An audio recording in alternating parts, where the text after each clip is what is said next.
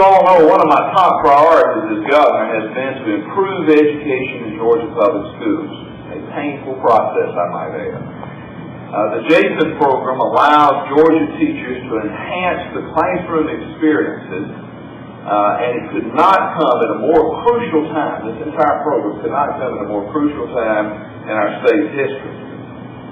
Georgia, like many states in the nation, really in many places in the world, is in the process of reevaluating how we deliver education.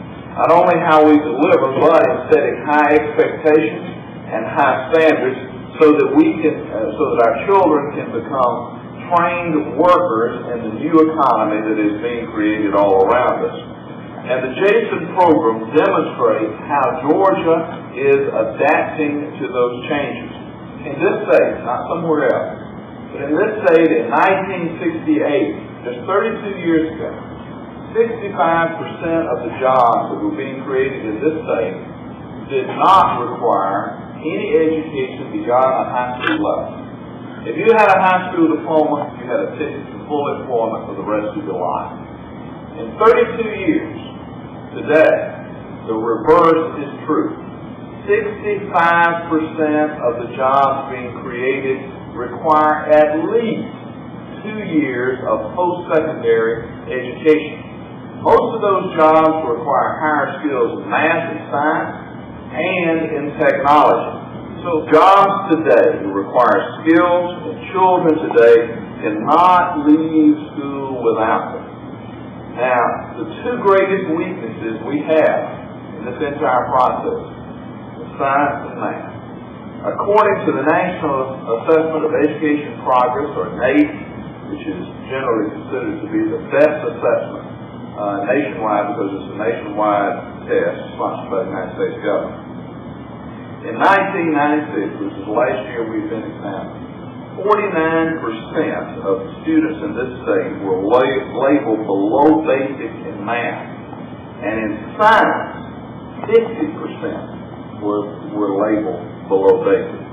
And we know from our own testing that we just completed, written by Georgia teachers with standards set by Georgia teachers, the criteria and reference competency test that we just gave last spring, that in the eighth grade, 46% of our students are below basic, do not meet basic requirements in math. We've not yet tested fully for the science, but we expect, of course, because the NAEP will be about the same. By the way, the questions, I'll just give you a couple examples of the questions on the 8th grade math test. One of the questions was 7x equals 7, x equals what? Another one was finding the common denominator in fractions.